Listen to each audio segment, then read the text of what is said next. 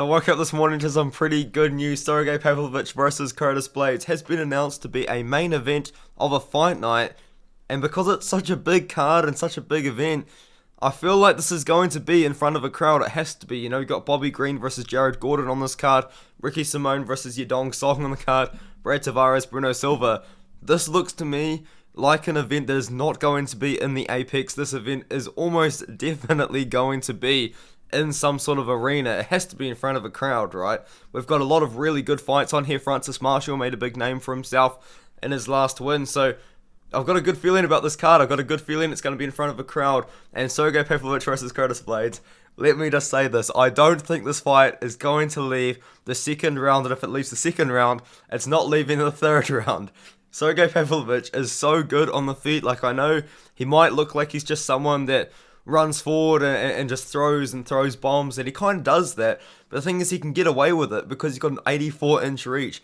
Unfortunately, against Curtis Blaydes, that reach is not going to be as significant because Curtis Blaydes has a pretty long reach as well.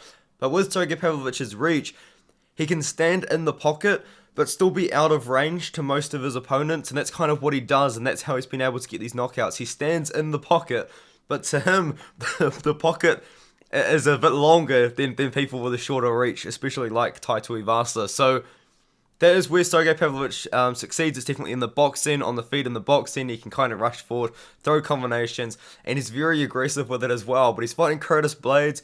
Curtis Blaydes is going to take him down in this matchup. I did actually look into Curtis Blaydes' stats because he hasn't actually got a takedown in the UFC since he beat Yaizino Rosenstrike, and that was a year and 4 months ago. So Curtis Blaydes actually has not got a takedown in a fight in a year and 4 months, but that is because he did knock out Chris Daukaus on the feet. He wanted to prove a point, he wanted to make a statement, kind of beat up Chris Daukaus with his boxing, looked good, and then knocked him out. And then he beat Tom Aspinall by injury, which was just a really unfortunate situation. But you can't blame Curtis Blaydes for that, you know what I mean? It was just a very unlucky moment for Tom Aspinall, and hopefully Tom Aspinall comes back better, and I look forward to his return. But I do have Curtis Blaydes in the matchup. I think a lot of people are going to be on Blaydes, but you've got to trust him to do the takedowns, and that was the thing. It's like, do you trust Curtis Blaydes to take down Sergei Pavlovich? And I think you can, because the thing with Sergei Pavlovich is his takedown defense is not the best in the world. He has been taken down and finished before. That is how he's got his one loss on his record. I believe it was to Alistair Overeem way back when in his, I think it might have been his UFC debut. Am I correct in saying that? It was his UFC debut. He got taken down by Overeem and he was ground and pounded out. With Curtis Blaydes, though, you need to trust him that he's going to take the fight to the ground, you know, because he did beat Chris Daukaus on the feet. He took down Yaizino Rosenstrike a few times. He got knocked out, but Derek Lewis didn't get a takedown in that fight.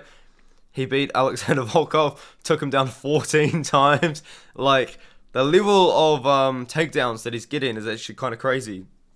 And I do think Curtis Blaydes is going to take down Sergei Pavlovich. I don't think Curtis Blaydes is going to be watching the tape on Sergei Pavlovich, seeing him knock out Derek Lewis in a minute, seeing him knock out Taito Ivasa in a minute, seeing him knock down Shamil Abdurakhimov in a round, and go, yeah, this looks like a guy that I want to stand and trade with. I mean, maybe he will stand and trade with Sergei Pavlovich to prove a point, but I don't think he should, and I don't think he will. I kind of do trust Curtis Blaydes to get the takedowns here, and when he does, he's going to be very effective. Curtis Blaydes is definitely one of the best wrestlers in the heavyweight division. You could potentially argue that he is the best wrestler in the heavyweight division. And, yeah, he's definitely going to be looking for takedowns in this fight. I'm trusting him to take the fight down. If he's not taking him down, he is going to be at risk of getting KO'd by Sergei Pavlovich. Curtis Blaydes has been KO'd in all three losses of his career. But when you look at the guys that knocked him out, it's Derek Lewis, it's Francis Ngannou, and Francis Ngannou again, and that was a doctor stoppage. It's not like you can see Curtis Blaydes, he's been knocked out 3 times and say, oh, he doesn't have a chin.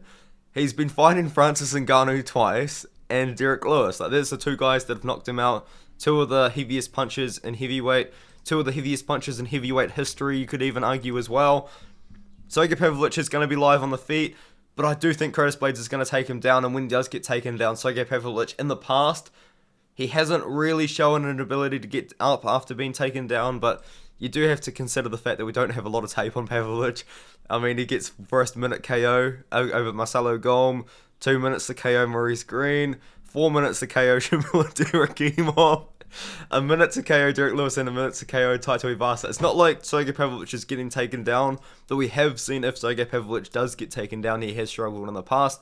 And with someone like Curtis Blaydes on top of you, man, I think that Curtis Blaydes is going to win by ground and pound TKO due to just taking him down and wearing down Sergei Pavlovich and exhausting him.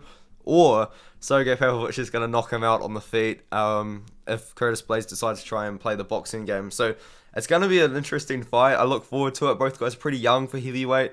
I mean, Pavlovich, at the end of the day, he's not even 31 years old yet. And Pavlovich is a future champion in my eyes. I genuinely do believe Sergei Pavlovich will be champion one day. Even if it isn't in the next year or so, he definitely will be a champion of the UFC and the heavyweight division one day. But I don't think Curtis Blaydes is the guy that's going to get him the title shot. Because this probably is a title eliminator when you think about it. Especially for Curtis Blaydes. Curtis Blaydes was the guy that they were thinking John Jones would fight if Cyril Gane didn't want it.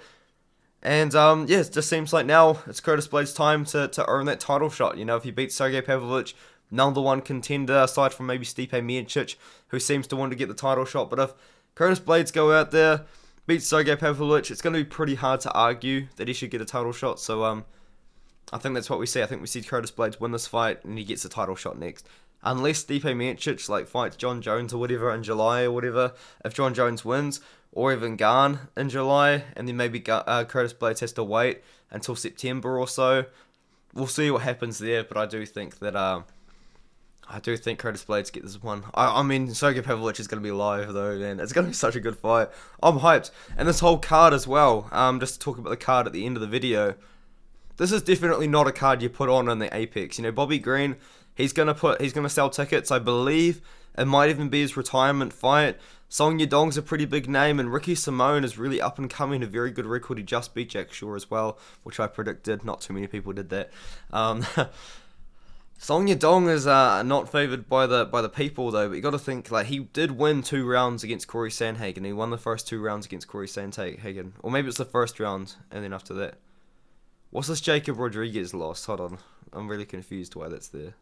Oh, in a grappling event. I mean, that's not a UFC fight, MMA fight, but anyway, we moved down. Brad Tavares. I mean, he's probably going to put some bums in the seats. People don't really know Bruno Silva, but that's going to be a banger of a fight. I think people will be favouring Tavares in that fight, and they are. Kel Rosa versus Norma Dumont. Yeah, who cares? Yasmin Lucindo versus Melissa Martinez. Who cares? Francis Marshall versus William Gomez. Good fight, fun fight. Francis Marshall's definitely made a name for himself. Ricky Glenn versus Cristo Tiagos, 2 very experienced guys. And Rafael Estevam, 11-0, makes his debut against Carlos Candelario, who unfortunately, man, no disrespect to Carlos Candelario, but unfortunately people kind of meme him a little bit because he got signed off Dana White's Contender Series off a loss, which Dana White thought he should have won. But to be fair, I did think Victor Altamirano did win the fight. And then he's lost since, but to be fair, dude, he's lost to Tatsuro Taira and Jake Hadley, and now he's fighting the 11-0 Rafael Esteban. This guy does not take easy fights whatsoever, dude. If I was him, I'd be trying to get JP Bays or something. But respect. Let me know what you think of the card. Let me know what you think of the fight. If you made it this far in the video, we're 8 minutes into a 1 fight video. And you like the video, please do like it. Please leave a comment, and please do subscribe if you want to see more videos, man. I'm hyped for this. Me, Nubby MMA, we're going live next Tuesday, EST. I believe it's going to be 9 p.m. EST, 6 p.m. PST, 3 p.m. New Zealand Standard Time on Wednesday. So keep your eye out for that. It's going to be a good stream. I'm looking forward to it.